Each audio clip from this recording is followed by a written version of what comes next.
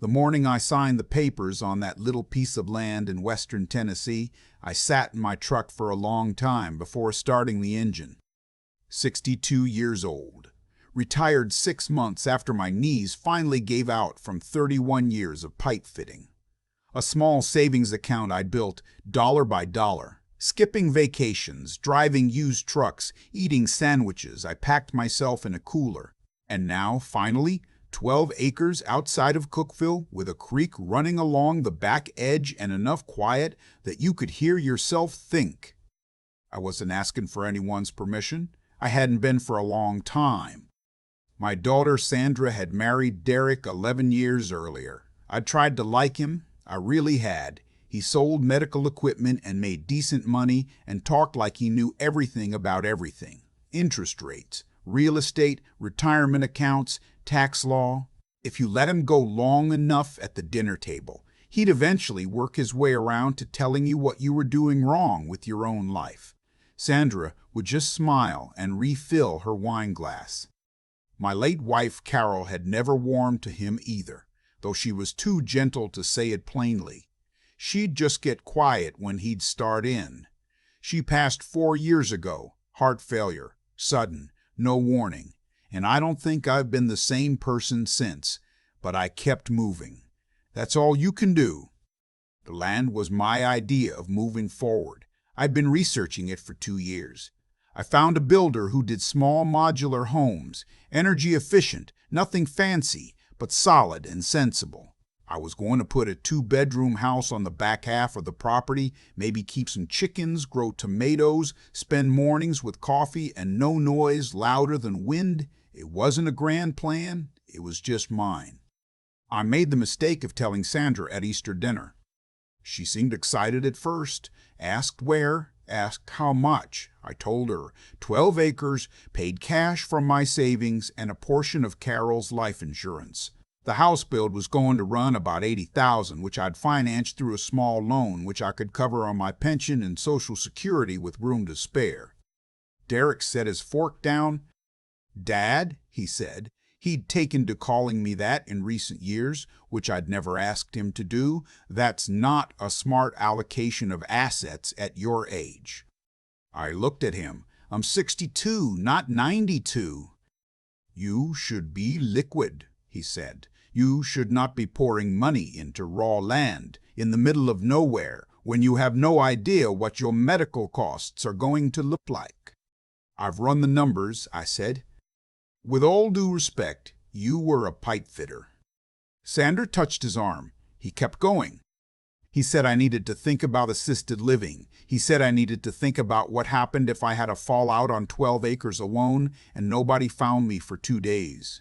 He said he and Sandra had actually been discussing, and here he glanced at her and she looked down at the table, that it might make more sense for me to sell my current house in Memphis, put the money somewhere sensible, and move into a 55-plus community they'd looked at, about 40 minutes from their house in Nashville.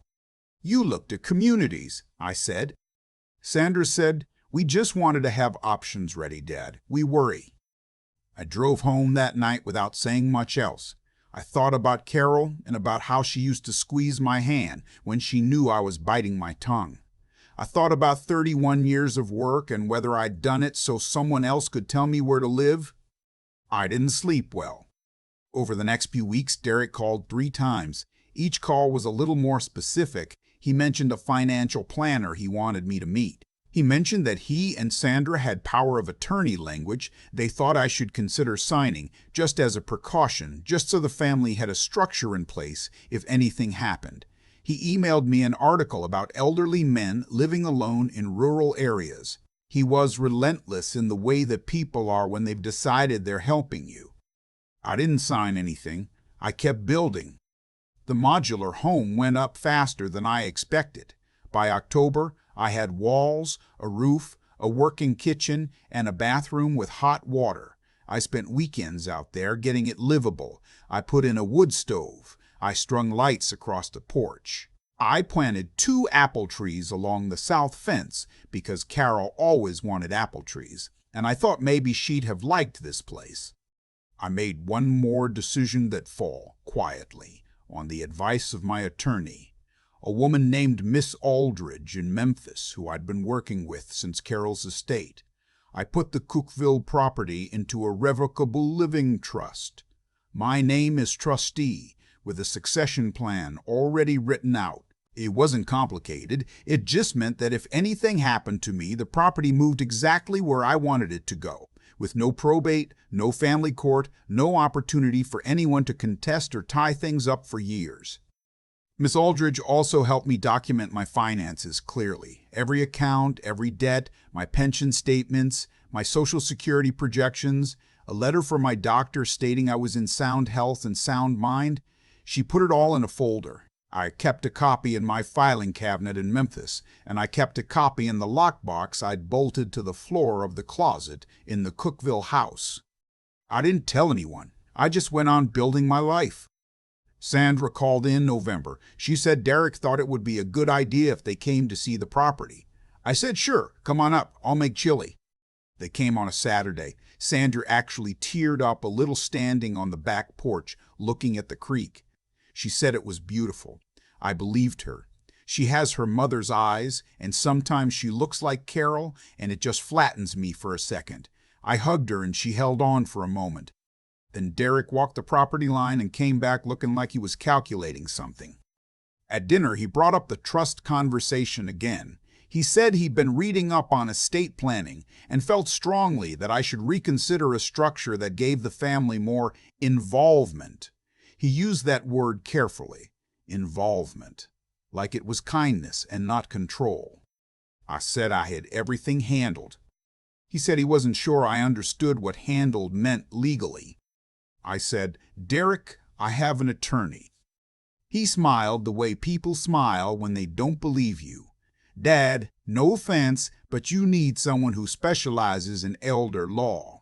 What you have might not protect you the way you think it does. I let it go that night. They drove back to Nashville. I sat by the wood stove and watched the fire and thought about what comes next. What came next was February. Sandra called on a Thursday evening, distressed in that particular way where you can tell someone has been coached on what to say. She told me she was worried. She told me a neighbor of mine, she didn't say which one, and I still don't know how she knew any of my neighbors, had mentioned that I'd been confused when he stopped by. She said she'd talked to someone at an elder law firm.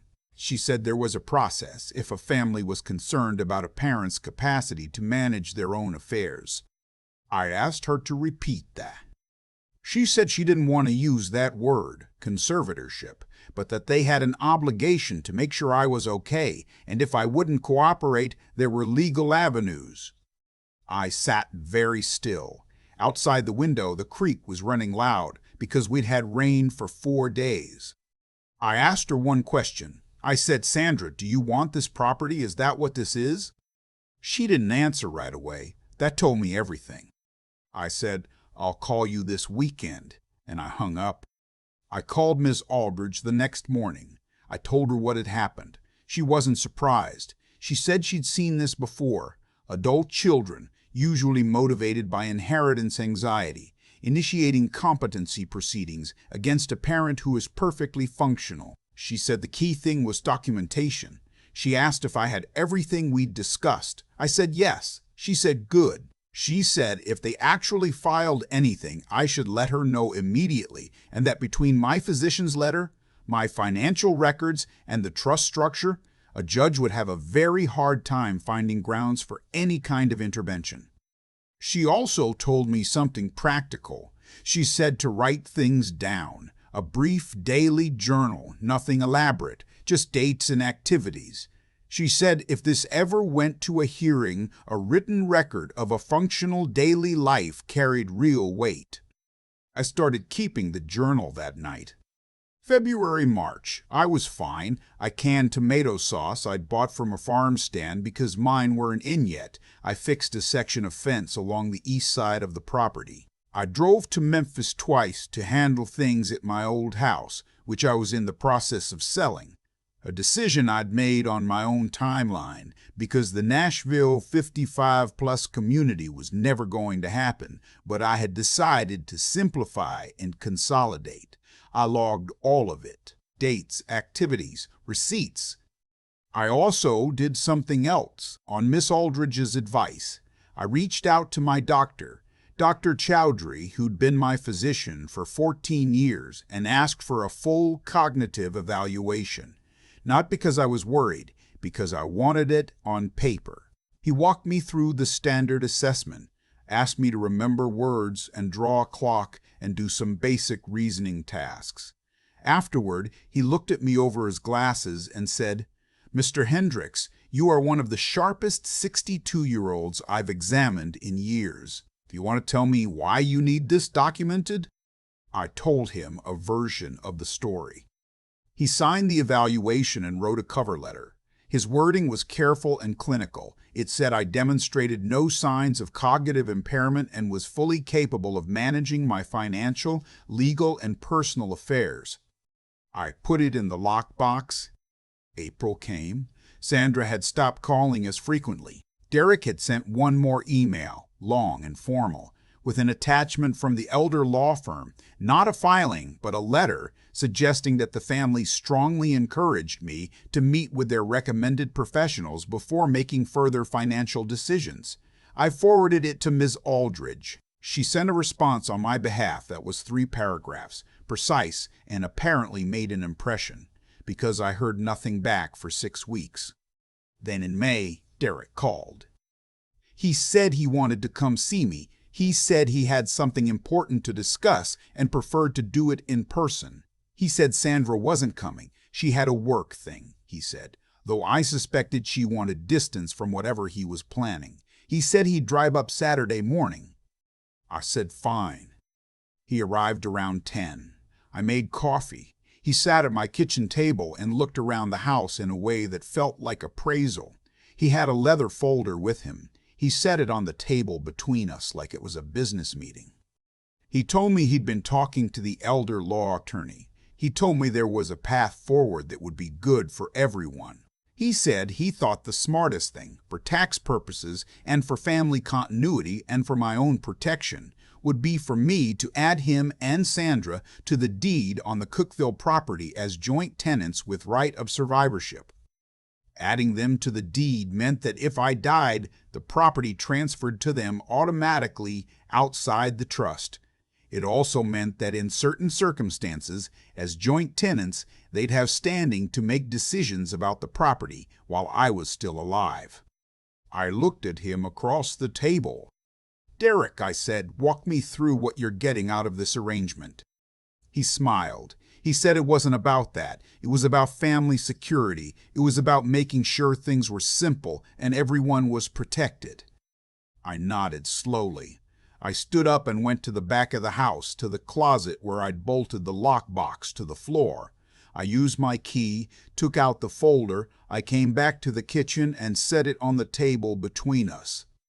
I opened it and slid out the top document, the trust agreement, with my name as sole trustee and sole beneficiary during my lifetime, and a successor trustee named who was not Derek and not Sandra. I set Dr. Chowdhury's evaluation next to it. I set the financial summary Ms. Aldridge had prepared: pension income, Social Security projections, account balances, no debt except the small construction loan at a fixed rate I could service easily. Then I set down the letter Ms. Aldridge had sent in response to the elder law firm's inquiry. I didn't say anything. I just let him look. He was quiet for a moment. He picked up the trust document and read the first page. He set it down. He picked up the physician's evaluation. He read Dr. Chowdhury's letter. He set that down, too. When he looked up, his face had changed. The business meeting quality was gone. He looked, for the first time in the years I'd known him, unsure of himself. I said, "Everything is in order. Has been for a while. Miss Aldridge has copies of all of it. If anyone attempts to challenge my competency or my ownership of this property, she is prepared to respond. You'll find her contact information on the last page." He didn't say much after that. He finished his coffee. He picked up his leather folder, which now felt a little thin compared to what was on my kitchen table. He said he guessed he'd head back. I walked him out to his car. He got in and rolled the window down. He said, "I was just trying to help." I said, "I know that's what you thought." He drove back toward Nashville. I stood in the driveway for a minute, mockingbird in the tree by the fence, sky completely clear and blue the way Tennessee gets in May when the weather finally decides to cooperate. I went back inside and poured myself another cup of coffee and took it out to the porch and sat there looking at the creek. Sandra called that evening. She sounded different from the coached version of herself I'd heard in February. She sounded more like herself, or more like who she was before she'd let someone else do her thinking for her. She said she was sorry. Not a long explanation, not a lot of justification, just sorry. I told her I loved her. I told her she was always welcome here. I meant it. She's my daughter. Whatever's happened between me and the man she married, she is still my daughter, and this creek is still running, and the apple trees I planted for her mother are going to blossom in the spring, whether anyone is watching or not. That was 6 months ago. I'm writing this from the porch, coffee going cold, because I keep forgetting it's there. The chickens are doing what chickens do. I fixed the kitchen faucet yesterday. I have a cord of firewood stacked and ready for January. At 62, some people think your story is winding down. They start looking at you and seeing a liability, a problem to be managed, an asset to be organized before you're gone. I think 62 is just getting started. I put everything in a lockbox on the floor of a closet, and when the time came, I opened it on my own kitchen table. That's all I did. I didn't raise my voice. I didn't need to. The land is mine. The trust is written. The creek is still running. I think about Derek sitting at my kitchen table, that leather folder in front of him like it meant something. He came prepared. I'll give him that. He had language ready, a strategy ready, a whole version of my future already mapped out without my input. What he didn't know was that I'd been preparing longer than he had. That's the part that stays with me. People talk about karma like it's some outside force that swoops in to settle scores. I don't think it works that way. What I've seen, living 62 years and watching people make choices and then live with those choices, is simpler than that. What you do comes back to you, not because the universe is keeping score, but because actions have weight. They land somewhere. Derek treated my life like a problem he was qualified to solve, and what he found when he sat down at my table was that I had already solved it myself. That required 3 things from me, and I didn't always have all 3 at the same time. The first was doing right by the situation even when it was hard. I could have gone cold on Sandra. I could have hired Ms. Aldridge and built a wall and let the legal machinery run without ever trying to talk to my daughter like a father again. But Sandra is not Derek. She got swept up in someone else's thinking, which is a thing that happens to people who love someone, pushy. Staying decent toward her even when I was furious, even when her February phone call genuinely scared me. That was the right thing, and I knew it. I did it. Anyway, and it mattered. She called back. She apologized. She sounded like herself again. The second was thinking clearly under pressure. When Dr. Chowdhury looked at me over his glasses and said I was one of the sharpest 62-year-olds he'd examined, I felt something settle in my chest.